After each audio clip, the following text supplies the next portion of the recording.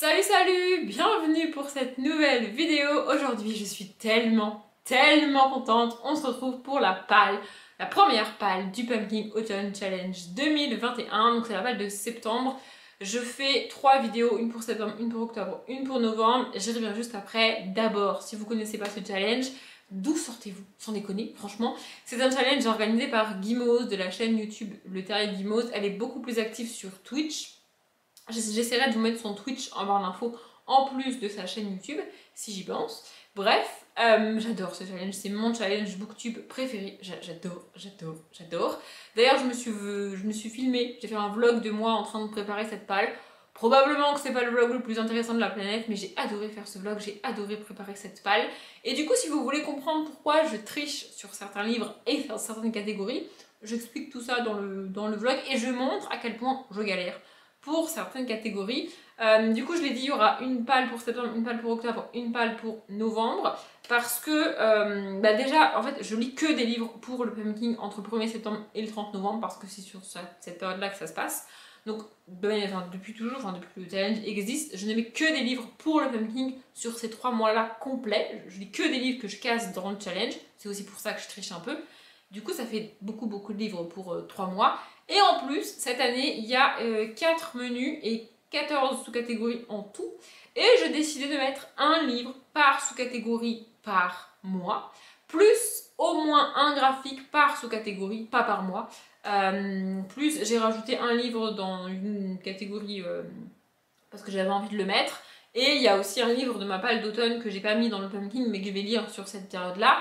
Du coup, en tout, on arrive à 60 livres que je vais lire sur cette période-là. Donc une palle de 60, ça fait beaucoup. Du coup, je me suis dit que j'allais faire 3 vidéos. Ce serait beaucoup plus pratique et plus simple pour moi et probablement plus digeste pour vous. D'ailleurs, je m'excuse pour la luminosité. Probablement qu'elle n'est pas dingue. Mais j'avais pas prévu de tourner ça maintenant. Mais je sais pas, je viens de rentrer du taf. Il doit être 18 h. Et j'ai envie de tourner la vidéo maintenant. Donc je vais tourner la vidéo maintenant. Je suis encore en mode été. Enfin bon, bref, c'est pas très grave. C'est parti, on y va parce que ça va être long. Normalement, j'ai tout écrit sur mon ordinateur, mais là, ça m'a pris, je sais pas pourquoi, j'ai tout écrit dans un carnet. Donc, je vais lire sur le carnet. Donc, le premier menu, c'est Automne frissonnant. Et la première sous-catégorie, c'est Gargare à la main de gloire. Et à chaque fois, il y a des mots-clés pour nous aider, pour nous guider. Parce que en fait, les noms des sous-catégories sont des références à des jeux vidéo, à des univers de séries, de films, de livres. Et si on n'a pas la référence, c'est un peu compliqué de trouver un livre qui va dedans. Donc, Guimauve, gentiment, nous donne des mots-clés. Et donc là, les mots-clés, c'est voleur, thriller, policier, superstition, horreur, épouvante. J'ai choisi, sans trop de surprise, un thriller. Attendez, je l'attrape. Et donc, pour ce mois de septembre, j'ai mis Le Masque de l'araignée. Donc c'est le tome 1 de Alex Cross, écrit par James Patterson. De James Patterson, je suis toujours en train de lire parce que je galère à trouver les tomes, mais j'avance aussi vite que je peux dans la saga du Woman Murder Club et j'adore cette saga. Du coup, je me suis dit une autre saga du même auteur avec une nouvelle héroïne, ça a l'air cool. Et ici, on n'est pas à New York, on est à Washington. Ça change un peu parce que la capitale américaine, en vrai, on la voit rarement en livre. On voit tellement New York que Washington, c'est pas une ville qu'on a beaucoup. Du coup, voilà, je ne sais pas de quoi ça parle, je ne veux pas connaître l'histoire.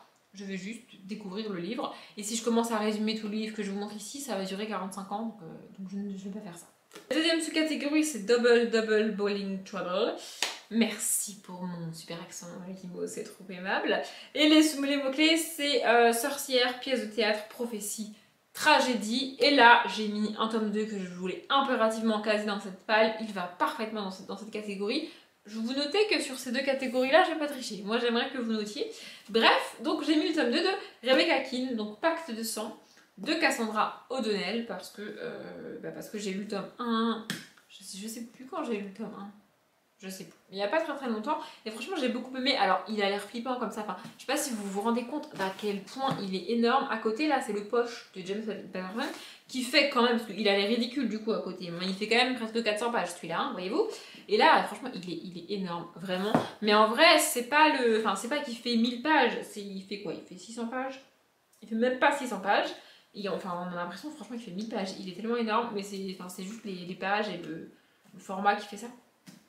Bref, donc ici on suit Rebecca Keane qui est une sorcière, hein, voilà. Donc Donc voilà, on est dans de la Beat avec une sorcière. Franchement, j'avais peur du tome 1, j'avais peur de pas aimer le tome 1 et j'ai adoré le tome 1. Du coup, j'espère que j'aimerai autant ce tome 2, hein, c'est le but.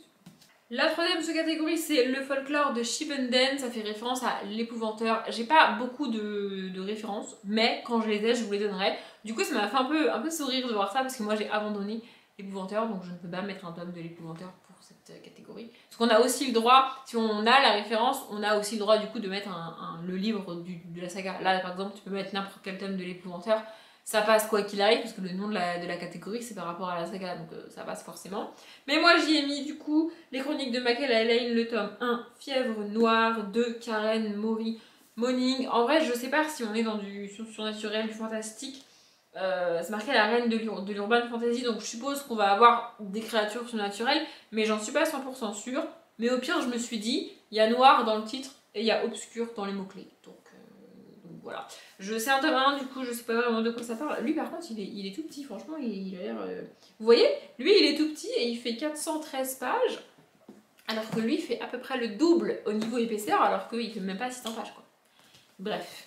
On passe au deuxième menu qui est Automne, douceur de vivre, et la première sous-catégorie est de nouveau en anglais. It's just a bunch of hocus pocus. Bon, là, j'ai pas besoin de vous dire à quoi ça fait référence, c'est marqué, c'est écrit dans le titre, hein, voilà. Et là, c'est la catégorie pour laquelle je triche à 100%. Parce que les mots-clés, c'est Halloween, Samhain, automne. Et je sais pas quoi foutre dans cette catégorie. Donc là, j'ai mis un livre avec une couverture automnale. Voilà. Donc c'est une partie de badminton de Olivier Adam. Je vais vous montrer la couverture de plus près. Moi, je trouve que c'est très automnal, hein. Il y a les feuilles, le parapluie, le ciel jaune. Enfin, je veux dire, franchement, à un moment donné, voilà. C'est du Olivier Adam. Je voulais absolument caser du Olivier Adam dans cette palle. Je ne veux pas lire de résumé, je ne vous résumerai pas le livre parce que je veux plonger dans un Olivier Adam sans savoir de quoi ça parle. Donc à part qu'il y a une histoire avec le badminton, je peux pas vous en dire plus.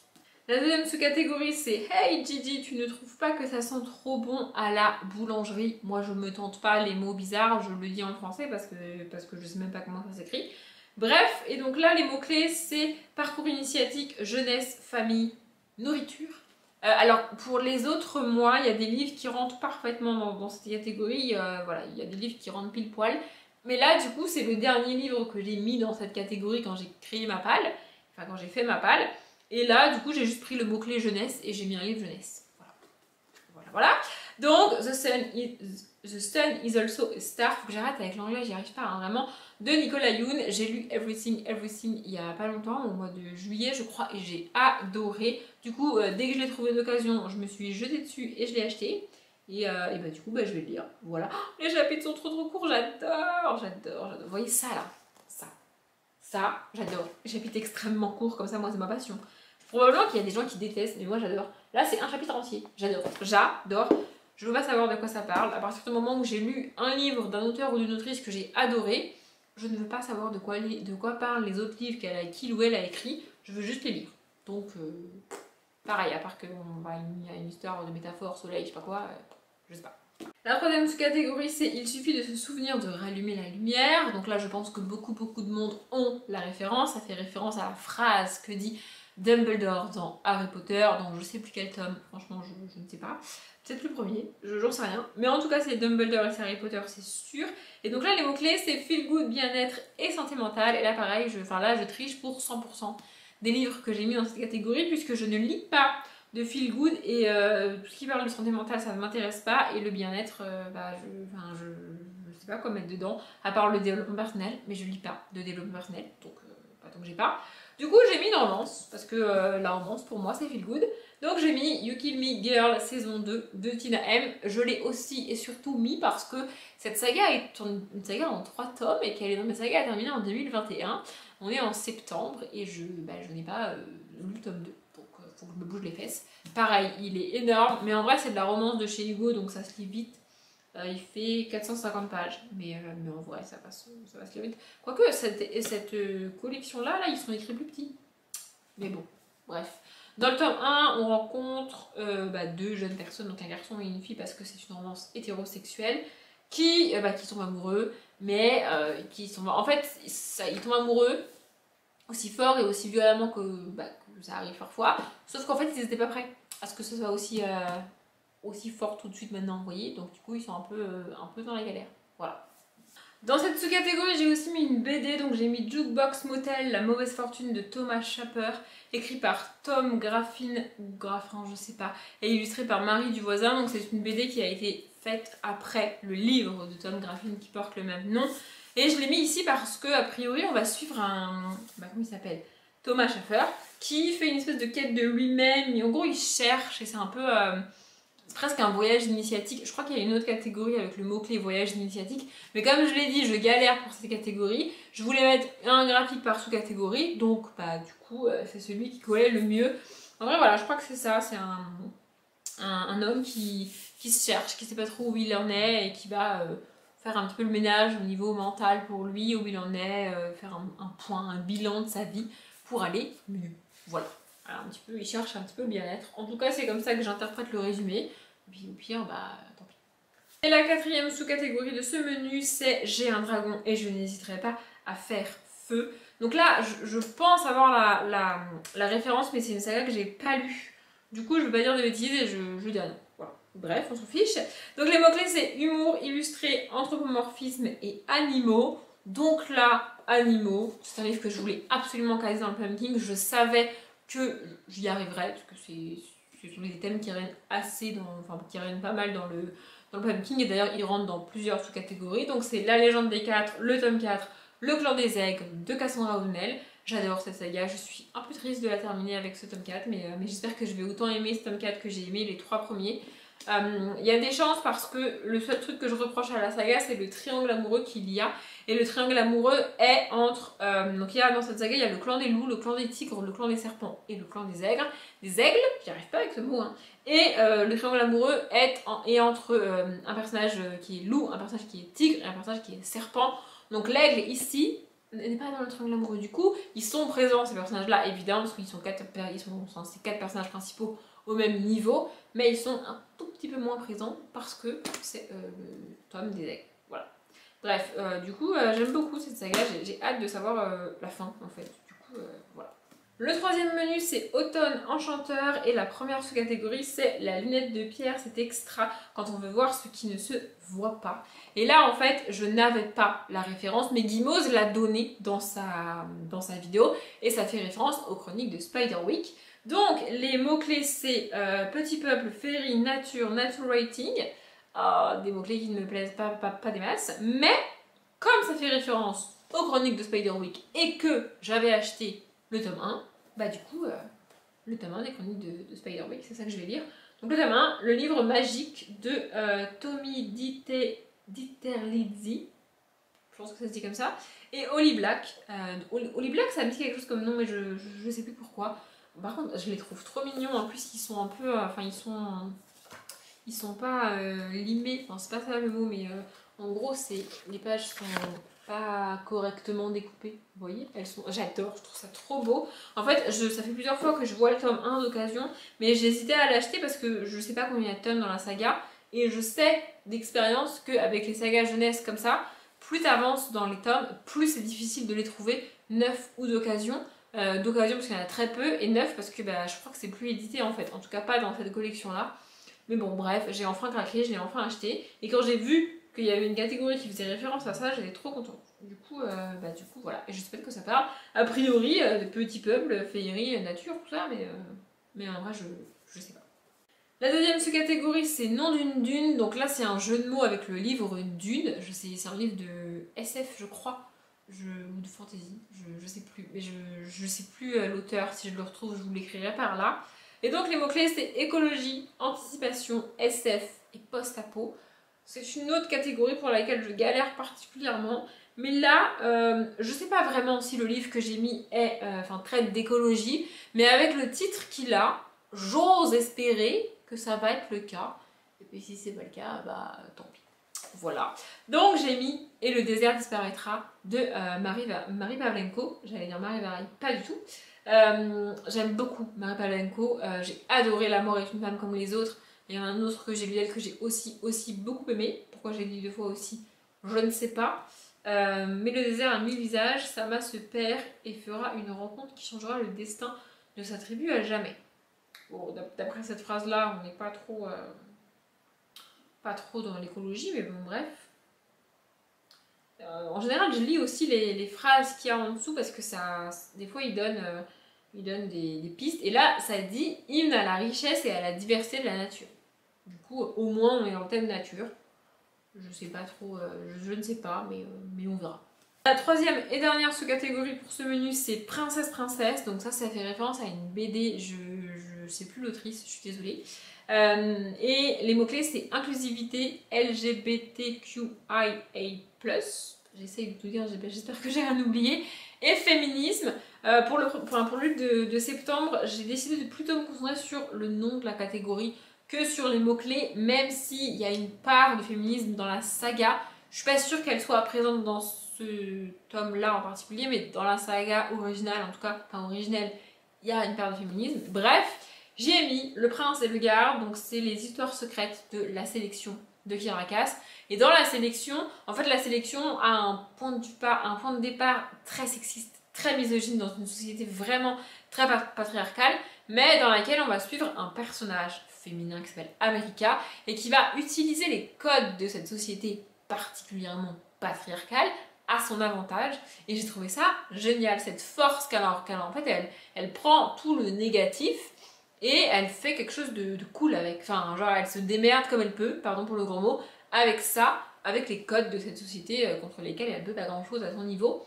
Et puis il y a Prince dans le titre, le nom de la catégorie c'est Princesse. Je me suis dit que ça passait. J'ai aussi mis un graphique dans cette catégorie et niveau inclusivité et LGBTQIA+, je suis bien, donc je suis contente. C'est Heartstopper, le tome 4. Donc c'est quoi le titre? Chose sérieuse de Alice Oseman. Je ne sais toujours pas s'il y aura un tome 5, je ne me suis toujours pas renseignée. Je veux absolument savoir, quand je le lis, si c'est le dernier tome ou pas. Donc il faudra que je me renseigne avant de le lire, mais j'adore cette saga, vraiment, vraiment. Et donc on y suit un personnage homosexuel, un personnage masculin homosexuel, et un autre personnage qui se pose des questions sur sa sexualité. Donc franchement j'adore, en plus je le montre à chaque fois, mais ça se lit hyper vite, hein. Enfin, franchement au niveau graphique, vraiment, bref. Donc si vous n'avez pas encore lu Heartstopper, moi je ne sais pas quoi vous dire de plus, hein. J'adore Nick et Charlie, j'adore cette saga, j'adore l'écriture de Alice Oseman. Et c'est pas facile à faire de faire un livre qui parle de personnages homosexuels sans jugement et sans tomber dans le dramatique. Vous voyez, et là, elle est réussie, elle est forte, j'adore. Le dernier menu, c'est Automne des mystères, et la première sous-catégorie, c'est le destin perdu. Alors là, j'ai pas vraiment la référence. À mon sens, ça peut faire référence à beaucoup de choses, donc bref. Les mots-clés, c'est temps, horloge, énigme, puzzle, historique et steampunk. Et quand j'ai vu steampunk, j'ai dit ok, c'est bon, on met ça. En plus, niveau historique, on est pas mal aussi. Et en plus, j'étais particulièrement fière parce que j'avais décidé de mettre ce livre dans cette catégorie avant de voir la palle de Guimauze. Et dans sa palle, Guimauze, je crois que c'est dans cette catégorie précise qu'elle a mis le tome 1. Et moi, j'ai mis le tome 2, donc je suis contente. Bref, le tome 2 du secret de l'inventeur, donc l'énigme du magicien de Andrea Kremer. On est dans du steampunk, et pourquoi j'ai dit aussi historique, parce que on est dans, en fait c'est de l'Uchronie. On est dans un univers où les États-Unis n'ont pas gagné la guerre d'indépendance. Je crois que je sais pas s'il y a un autre nom. Et donc du coup ne sont pas devenus indépendants. Ils ne sont pas devenus les États-Unis d'Amérique, ils sont restés sous la couronne anglaise en fait.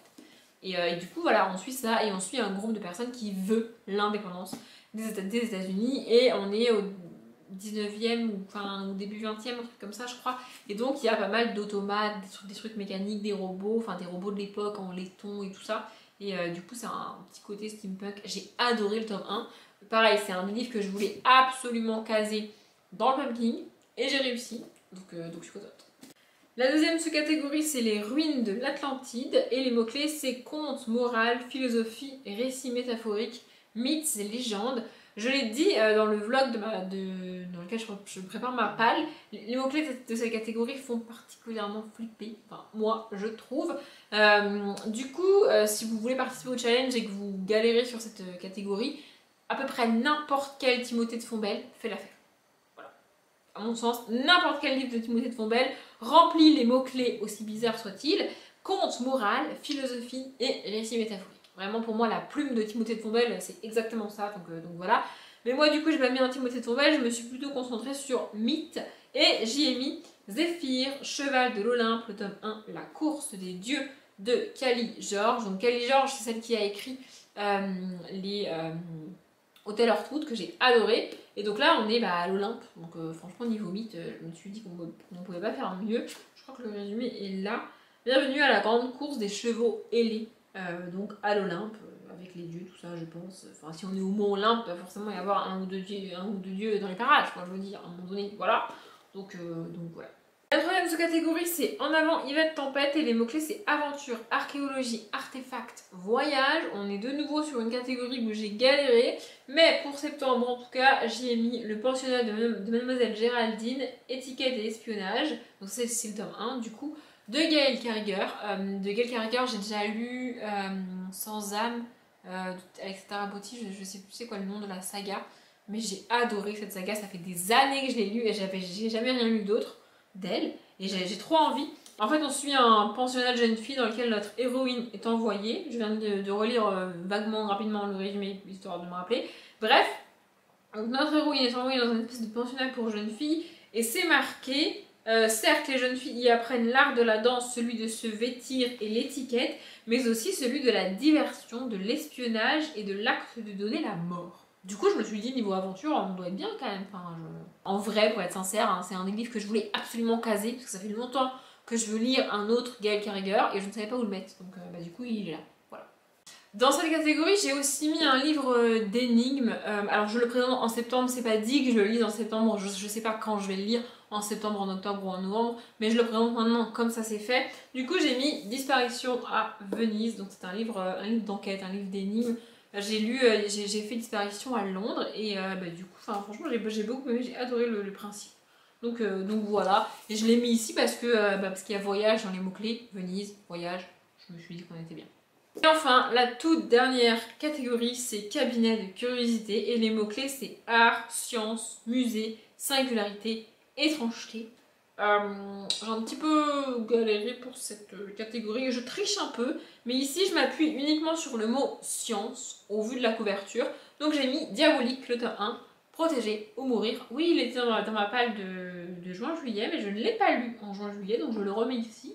J'espère bien le lire. Bref, je sais pas vraiment de quoi ça parle, mais le papillon qui est sur la couverture est à moitié en métal. Donc je me suis dit, il doit y avoir un délire de science, de robots, de trucs robotiques un peu. Je sais pas, un diabolique n'est pas humain. Un diabolique est programmé pour être fidèle envers une seule personne. Si c'est pas un petit peu scientifique, c'est au moins informatique. Vous voyez, c'est au moins des mathématiques, de la programmation qu'il y a derrière. Et les mathématiques sont une science. Donc, je me suis dit que ça passait. Enfin, j'ai décidé que ça passait. Pour cette catégorie, j'ai aussi mis un graphique et je triche pas du tout parce que dans les mots-clés, il y a musée et la BD que j'ai mis, c'est Les souris du Louvre, le tome 2, le damier de Babel, donc de Joris Chamberlain, Sandrine Goulec et Drac. Une BD qui se passe au Louvre avec pour thème, dans une catégorie où il y a un mot-clé musée. Franchement, je peux pas faire mieux. Enfin, je vous dirais à un moment donné, il y a des fois je triche et il y a des fois pas du tout en fait. Je vais vous montrer une planche. J'ai lu le tome 1 en juillet, je crois, et j'ai adoré le tome 1, vraiment. Alors, c'est très court, c'est très mignon. Ça parle un petit peu de. J'aurais aussi pu mettre dans la catégorie avec les mythes, les légendes, tout ça, parce que ça parle aussi un peu de ça dans ce tome-là, le damier de Babel, du coup. Mais du coup, je l'ai mis là parce que je savais pas trop mettre. Voilà. Donc voilà, d'ailleurs, il faudrait que je nettoie la couverture parce que je l'ai acheté d'occasion et il est taché. C'est pas très grave, hein, mais il faut que je le nettoie du coup. Bref, et j'adore le dos de la BD, je sais pas, je la trouve trop belle. Voilà, en fait on suit Milo qui est le fils de la conservatrice du Louvre et qui du coup passe beaucoup de temps au Louvre et attend sa mère au Louvre et se balade dans le musée. Et franchement j'ai adoré le tome 1 et j'espère que j'aimerais autant ce tome 2. Donc voilà, je les lirai sur un week-end à 1000. Je vous ai pas dit, hein, mais j'ai prévu de faire un week-end à 1000 en septembre, un week-end à 1000 en octobre et un week-end à 1000 en novembre. Ouais, je suis motivée. Je vais m'arrêter là pour cette vidéo parce que je suis en train de perdre ma voix. Du coup, comme je viens de le dire, je m'arrête là parce que sinon ma voix déraille. J'espère que la luminosité ça a été. J'ai aucune idée de la durée de la vidéo parce que j'ai été interrompue. J'ai dû couper, reprendre. Enfin bon, bref, je sais pas qu'est-ce que ça va donner pour vous. Mais au moins c'est une vidéo spontanée. C'est une vidéo pas du tout faite dans les mêmes conditions que d'habitude. C'est-à-dire que d'habitude je suis au calme, tranquille, toute seule, le matin. Là, je suis pas vraiment au calme, un peu à la bourre et il est 18h30. Voilà. Mais bon, c'est comme ça, j'avais envie de le faire ce soir. Je suis très contente d'avoir tourné cette vidéo. Il ne me reste plus qu'à la monter. D'ailleurs, si vous voulez participer au challenge, n'hésitez pas, vous n'êtes pas du tout obligé de remplir toutes les catégories, ni sur un mois, ni sur les 3 mois comme moi. Enfin, vous faites comme vous voulez, vous pouvez remplir qu'une catégorie par menu, vous pouvez choisir qu'un seul des menus, vous pouvez faire ce que vous voulez, comme vous voulez. Le but du challenge, c'est de lire et de s'éclater. Il n'y a pas d'autre but, vraiment. Donc voilà, vous pouvez participer avec même un livre pour le challenge, un livre qui remplit les catégories de tout un menu, ou qui remplit, je sais pas moi, une catégorie par menu, c'est possible. Vous pouvez faire comme moi, vous pouvez tricher, vous pouvez mettre beaucoup de livres comme moi, vous pouvez faire vraiment, vous pouvez faire comme vous voulez, ce que vous voulez. Donc voilà, n'hésitez pas. Du coup, si vous participez ou que vous allez lire, enfin oui, si vous participez et que vous allez lire quelques livres pour le challenge, bah, n'hésitez pas à les mettre en commentaire. Peut-être ça me donnera des idées. Bon, je pense pas que je vais rajouter des livres dans ma palle parce que j'en ai déjà lu beaucoup, mais peut-être pour l'année prochaine, ça me donnera des idées. Et puis, enfin, j'adore acheter des livres, donc n'hésitez pas. Bref, j'ai dit que je m'arrêtais là et j'ai encore divagué plusieurs minutes. Donc, cette fois-ci, je m'arrête là. J'espère que cette vidéo vous a plu. Comme d'habitude, je vous souhaite une bonne journée, un bon après-midi, un bon appétit ou une bonne nuit. Et je vous dis à bientôt.